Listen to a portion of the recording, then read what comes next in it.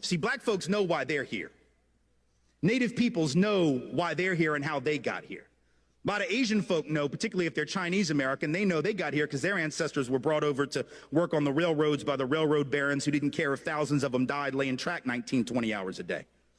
But for those of us who are from Europe, we have this fiction that we've told, and we believe it, even though there's no truth to it. You know what the fiction is? It's two parts. Number one, we say things like, with regard to Mexicans coming over the border, with regard to immigrants coming over, but only that border. That's the only one we care about, right? The southern border. I find that interesting. We're not flipping out about Canada, right?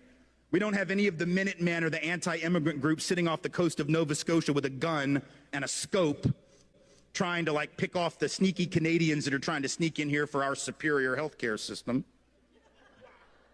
which after all would be a pretty stupid thing to do. But in any event, we only care about that one border, forgetting for a minute that that border was created at the end of a war that was started on false pretense by this country, after which we jacked half of their country.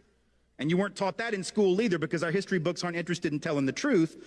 They tell this very patriotic history that has no relationship to the fact. So that border is artificial. Mexican folk who are coming here, documented or not, let's be clear, are coming home. Their families were here before our families were here in almost every instance.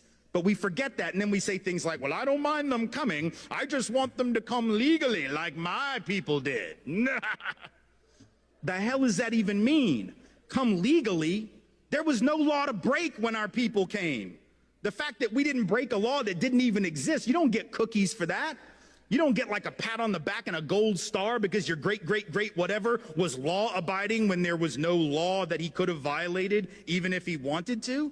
But we've told this lie that we came for these upstanding principles. So we'll say things like, well, you know, our people came for liberty and freedom, democracy. These people are just coming for stuff. They're just coming for jobs. They're just coming for health care. They're just coming for stuff. We came for high-minded principle, right? Because we believe that. What kind of third-grade version of American history is that? Right? Like when Donald Trump says, well, Mexico's not sending their best. What the hell, you think Europe sent their best?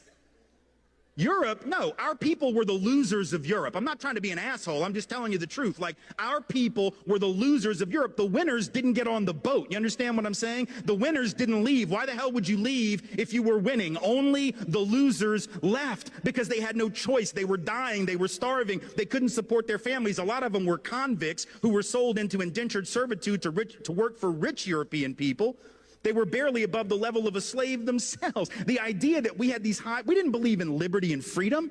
And we know that because once we got to the colonies, we set up the opposite of liberty.